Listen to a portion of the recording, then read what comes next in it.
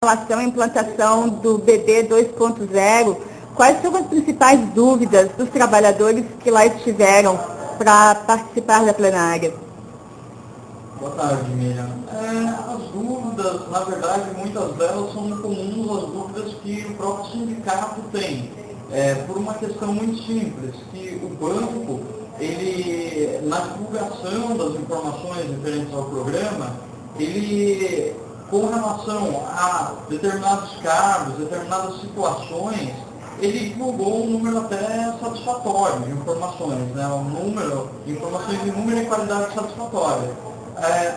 A questão, por exemplo, dos caixas é uma questão que vem preocupando bastante o pessoal aqui do sindicato, pelo seguinte: como todo mundo conhece, Santa Catarina tem uma realidade diferente do resto do país.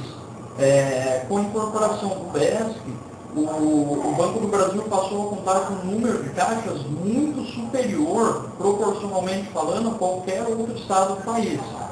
E o banco, até o momento, ele não divulgou nenhum dado concreto de como vai ficar a questão dos caixas substitutos, em especial, né? Porque tem essa particularidade dentro do problema também.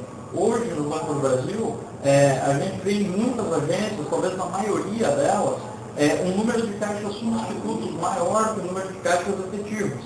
E o banco, ele apenas se manifestou dizendo que a votação de caixas no estado iria aumentar, mas sem especificar se seriam os caixas executivos, apenas aqueles efetivos na função, ou se seria os caixas no geral, contando com substitutos.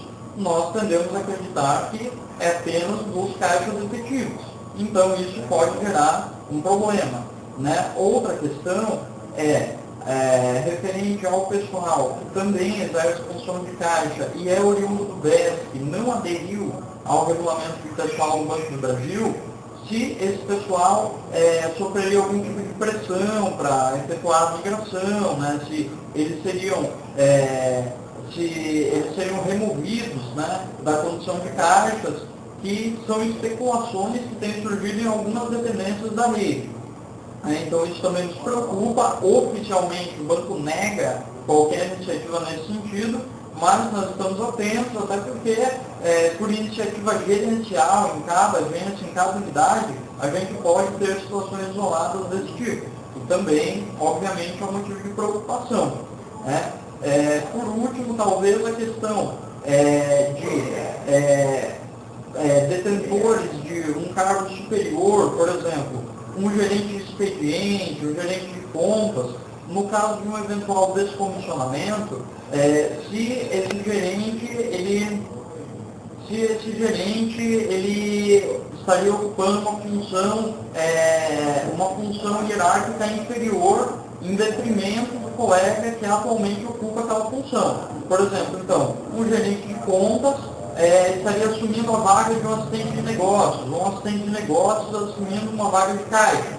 Né? E como ficaria a situação desse colega, então, que originalmente ocupava essa função? Então, basicamente, foram mais essas dúvidas, né, com relação à discriminação do pessoal do BESC que não migrou, caixas substitutos, né, e critérios também, né, de comissionamento, tanto de comissionamento quanto de efetivação de caixa. Esses foram basicamente os problemas principais, as maiores dúvidas ali levantadas pelos presentes na plenária. E Arthur, qual foi o encaminhamento da plenária?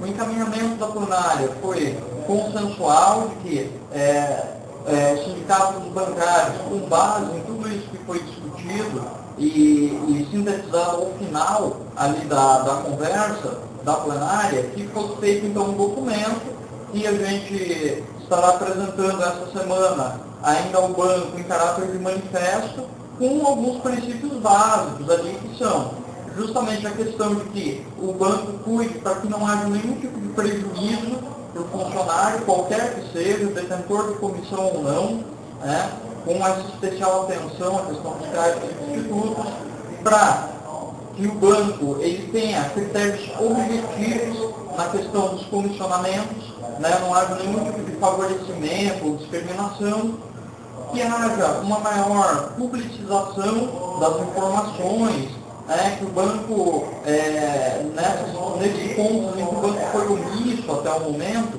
que o banco, então, ele faça uma maior disponibilização dessas informações para tranquilizar tanto os empregados quanto a entidade sindical. E também, por último, a questão das transferências.